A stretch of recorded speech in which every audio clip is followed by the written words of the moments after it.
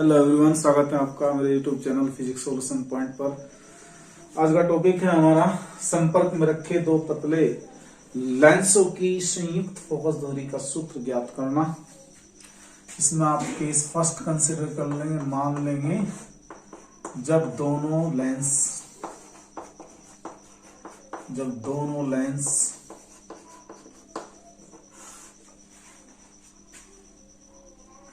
उत्तल हों, जब दोनों लेंस उत्तल हों, पहला टॉपिक। तो आइए करते हैं स्टार्ट। इससे इंपॉर्टेंट टॉपिक है, ये प्रॉब्लम आती है, ये भी बोर्ड ऑफ एग्जाम में। तो हम यहाँ पर दो पतले उत्तल लेंस लेते हैं, थिन लेंसेज हैं। डिस्टेंस के रेस्पेक्ट में इनकी जो थिकनेस है, मोटाई है, वो बहुत कम है, तो हम इसकी थिकनेस को इग्नोर कर लेंगे। इसमें पहला लेंस की फोकस लेंथ हम f1 और दूसरे के f2 कंसीडर कर लेंगे। पहले लेंस का ऑप्टिकल सेंटर O1 और दूसरे लेंस का ऑप्टिकल सेंटर O2 मान लेंगे। पहले लेंस का प्रकाशिक केंद्र O1 है, दूसरे लेंस का प्रकाशिक केंद्र O2 है, और ये इसकी मुख्य अक्ष है। इसकी मुख्य अक्ष पर दोस्तों यहाँ पर हम एक बिंदु वस्तु को कंसीडर कर लेंगे और इसके लिए रे डायग्राम बनाने का प्रयास करते हैं। यहां से ये रे यहां जाएगी, यहां से ये रे बैंड होगी और बैंड होके इसको जाना था ऐसे सीधा, बिल्कुल सीधा जानी चाहिए। आगे बढ़ा देंगे और इसको हम यहां से, जब ये इसमें सघन माध्यम यानी कि कांच से विरल में यानी कि वायु में जाएगी तो ये थोड़ा अविलंब की तरफ मुड़ेगी ऐसे। इसे क्या कहेंगे हम I1, प्रतिबिंब I, और इसको कह देंगे प्रतिबिंब I डैश। ओके, थोड़ा इधर को कर देता हूं, दिख भी रहा नहीं है। ठीक है बेटा, अब हम लोग यहां से स्टार्ट करेंगे। ये आपतित किरण, ये अपवर्तित किरण, और ये फाइनल। इस लेंस ने इस किरण को यहाँ पे फोकस करना है, और अगर ये लेंस f2 ना हो, ये दूसरा लेंस ना हो, इसे हम L1 कह सकते हैं, L2। अगर लेंस L2 उपस्थित ना हो तो ये वाला लेंस इस बिंदु वस्तु O का प्रतिबिंब I डैश पर बनाएगा। इस दूरी को, वस्तु की दूरी U कंसिडर कर लेंगे, और इससे हम प्रतिबिंब की दूरी V डैश कंसिडर कर लेंगे, और इस दूरी को फाइनल डिस्टेंस V मानेंगे। इधर क्या है? मीडियम, ये भी वायु है। इधर मीडियम क्या है? वायु है। दोनों पतले उत्तल लेंस हैं, दोनों को एक साथ मिलाकर वायु में रखा गया है। चित्र आप बना लेना।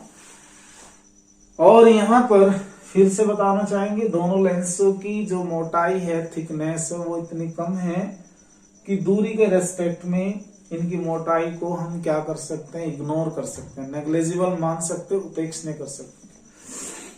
अब मान लेंगे, माना बिंदु वस्तु O का पहले लेंस द्वारा अपवर्तन के बाद प्रतिबिंब,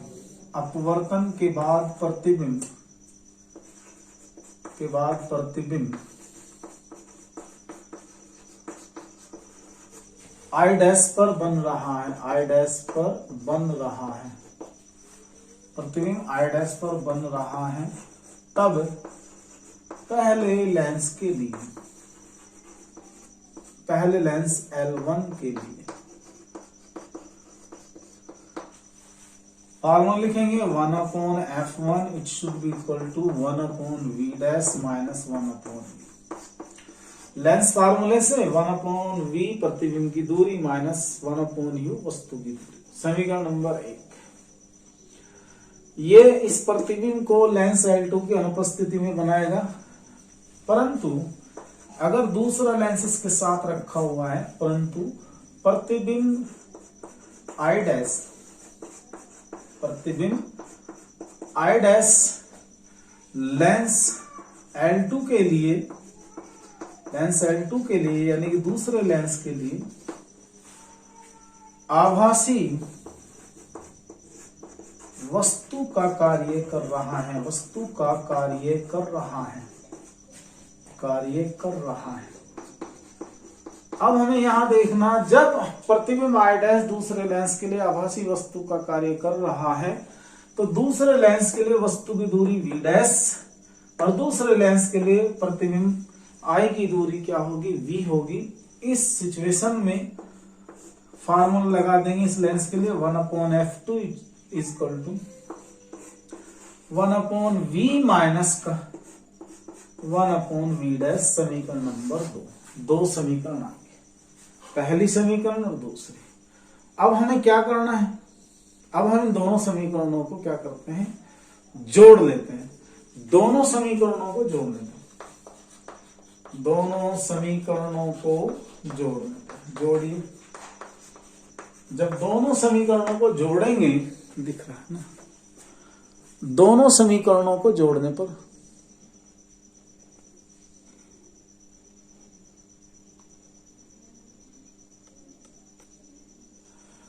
पर देखिए क्या आएगा। दोनों समीकरणों को जोड़ने पर लेफ्ट साइड में बनेगी 1/f1 प्लस 1/f2। दाएं साइड में क्या बनेगा, 1/v dash minus 1/u plus का 1/v माइनस का 1/v डैश। v डैश से v डैश कैंसिल हो जाएगा, 1/f1 plus 1/f2 it is equal to 1/v minus 1/u। This equation number 3। तीसरी समीकरण आएगी, ये आपकी तीसरी समीकरण है। अब देखिए, हम दोनों लेंसों को ले रहे हैं, हमें क्या करना है कि इन दोनों लेंसों की तुल्य फोकस दूरी ज्ञात करनी। तुल्य का मतलब है कि दोनों लेंसों को हटाकर एक ऐसी फोकस दूरी का लेंस प्रयोग किया जाए जो v दूरी पर रखी वस्तु का प्रतिबिंब u पर बना दे। इमेजिनेशन कर सकते हैं हम ऐसे, इस तरीके से इमेजिनेशन की जा सकती है।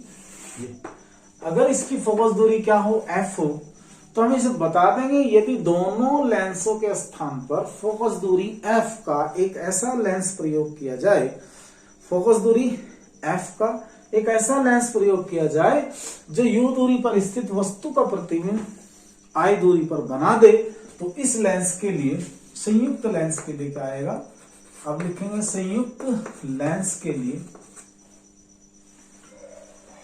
संयुक्त लेंस के लिए फार्मूला बना 1/f it is equal to 1/v minus 1/u। समीकरण नंबर 4, 1/f1 plus 1/f2 it is equal to 1/v minus 1/u। समीकरण नंबर 3, 1/f is equal to 1/v minus 1/u। समीकरण नंबर 4। तुलना कर देंगे समीकरण 3 व 4 से,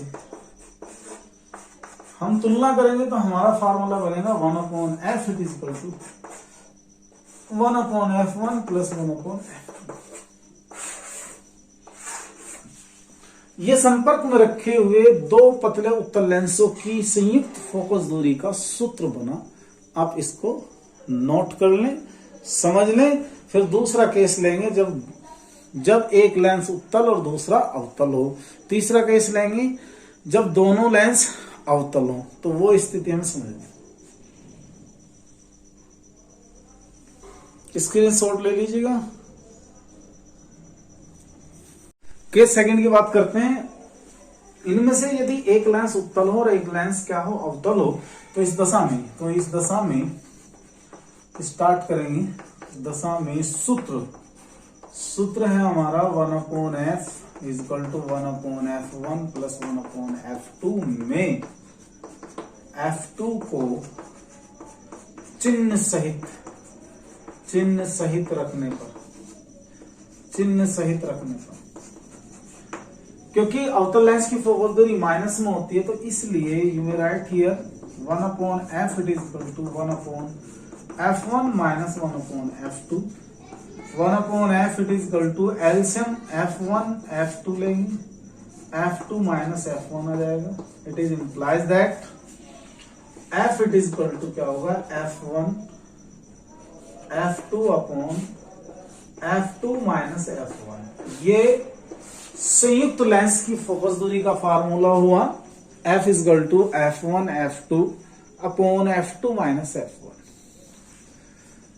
ये तब है जब एक लेंस उत्तल है और दूसरा लेंस क्या है, अवतल है। तो इसमें अब हम ये देखते हैं कि कितने केसेस बन सकते हैं, बिकॉज हम यहां देख रहे हैं कि संयुक्त लेंस की फोकस दूरी का formula mathematically F1 F2 divide by F2 minus F1 होता है। अब हम ये सिचुएशन समझ के चलें, यदि F2 की वैल्यू F1 से ग्रेटर हो, यानी कि F2 का मान F1 से अधिक है, तो संयुक्त लेंस, ये वाला लेंस किस तरीके से बिहेव करेगा, मतलब ये लेंस उत्तल लेंस की भांति कार्य करेगा, अभिसारी लेंस की भांति कार्य करेगा, कन्वर्जिंग लेंस की भांति कार्य करेगा, या आपका ये लेंस अवतल लेंस या अपसारी लेंस या डाइवर्जिंग लेंस की भांति कार्य करेगा। तो now there are 3 cases arises here. यहां पर 3 संभावनाएं हैं। नंबर 1, पहली संभावना देखेंगे, यदि कंडीशन लिखेगा, यदि F2 मोर देन F1, यदि F2 मोर देन F1 तो इसका मीनिंग है कि F2 minus F1 greater than 0, यानी कि दोनों का जो हर आया इस भिन्न का हर आया धनात्मक, तो इससे F हमारा क्या होगा, इस दशा में F क्या होगा, F पॉजिटिव होगा। कैसा होगा बेटा, पॉजिटिव होगा। इसलिए संयुक्त लेंस अभिसारी लेंस की भांति कार्य करेगा, अभिसारी लेंस की भांति कार्य करेगा, लेंस की भांति कार्य करेगा।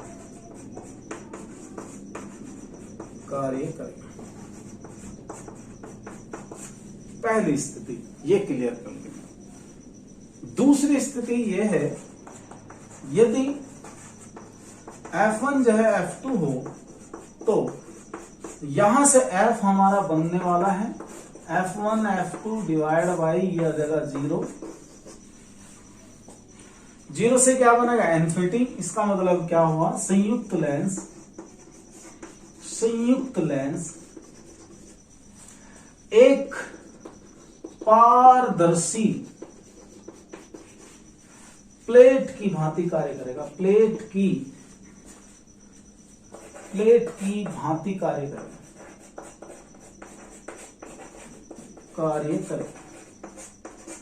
पारदर्शी प्लेट की भांति कार्य करेगा, और इस स्थिति में प्रकाश की जैसी किरणें आएंगी, लेंस से गुजरने के बाद मुख्य अक्ष से समांतर हो जाएंगी। इस स्थिति, ये वाली स्थिति होगी ये।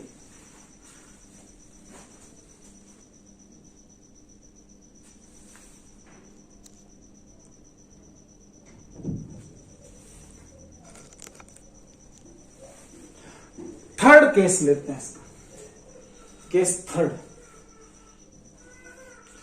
केस थर्ड में देखेगा, अगर हम लोग इधर आ जाएगा ये पॉइंट, केस थर्ड,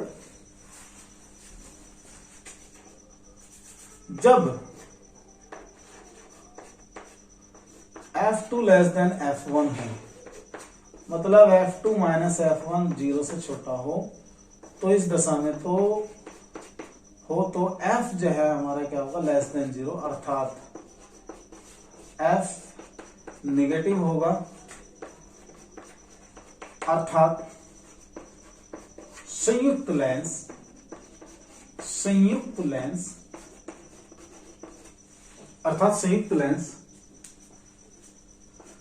अवतल लेंस या अपसारी लेंस की भांति कार्य करेगा, अपसारी लेंस की भांति कार्य करेगा।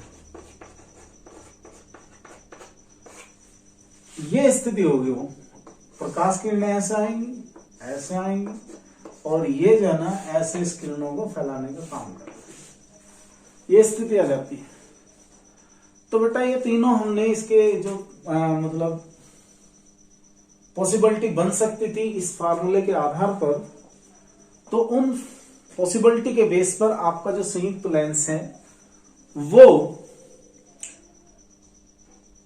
तीन अलग अलग स्थितियों में तीन अलग अलग प्रकार से व्यवहार करेगा, वो हम डिस्कस कर चुके हैं। एक पॉइंट इसमें ये ले सकते हैं, यदि दोनों लेंस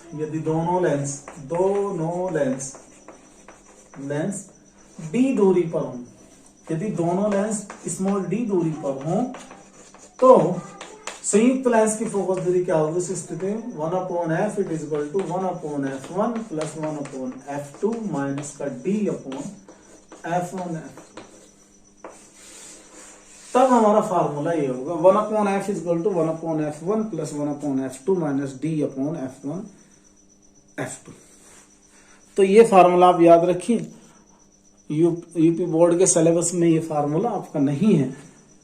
आशा करता हूं कि ये आपको कुछ हेल्प करेगा, आपका इससे कुछ भलाई होगा। इसी आशा के साथ मैं आपसे कल तक के लिए विदा लेता हूं। Thanks for watching, thanks for being us, good bye.